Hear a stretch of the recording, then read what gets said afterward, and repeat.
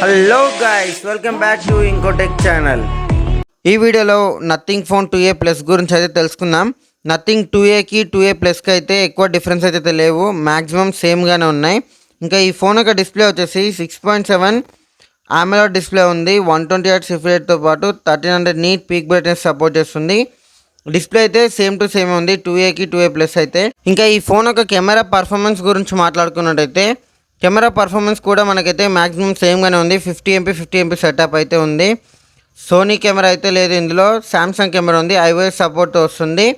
ఇంకా ఇందులో మనకి డెవలప్మెంట్ వచ్చేసి సెల్ఫీ కెమెరాలో ఉంది. మనకి 2Aలో మనకి 32MP సెల్ఫీ కెమెరా ఉంటే 2A ప్లస్లో వచ్చేసి మనకి 50MP సెల్ఫీ కెమెరాని అయితే ప్రొవైడ్ చేస్తున్నారు.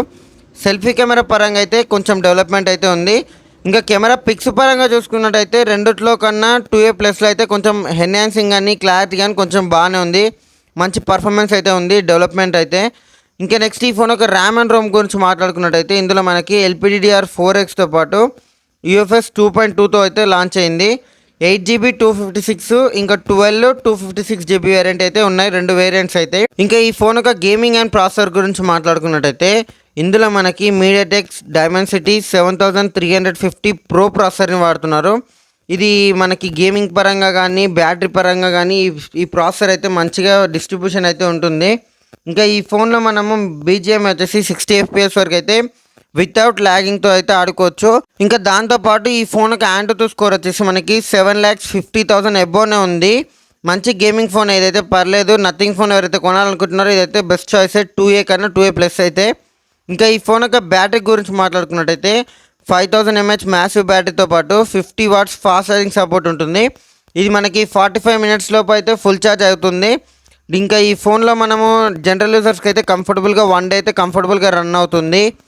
ఇంకా ఈ ఫోన్ యొక్క కనెక్టివిటీస్ గురించి మాట్లాడుకున్నట్టయితే మనకి NFC సపోర్ట్ ఉంది, IP54 రేటింగ్తో వస్తుంది, బ్లూటూత్ 5.3 ఉంటుంది, డ్యూయల్ బ్రాండ్ సిస్టమ్ అయితే ఉంది, Wi-Fi 6తో అయితే ఈ ఫోన్ లాంచ్ అవుతుంది.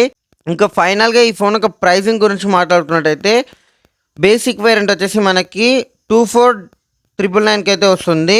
హై ఎండ్ వచ్చేసి 26,999కి ఉంది. ఇందులో మనకి కొంచెం అటు ఇటు అయినా కానీ నాకు తెలిసినందుకైతే 24,999 బెస్ట్. ఎందుకంటే జనరల్ యూజర్స్కి అయితే 8GB 256 వేరియంట్ అయితే సరిపోతుంది. కాబట్టి మీకైతే 2A నచ్చిందా 2A ప్లస్ నచ్చిందా అనేది అయితే కామెంట్ అయితే చేయండి. ఇంకా ఈ వీడియోలో మీకు ఈ ఇన్ఫర్మేషన్ వర్త్ అనిపిస్తే లైక్ అయితే కొట్టేసేయండి.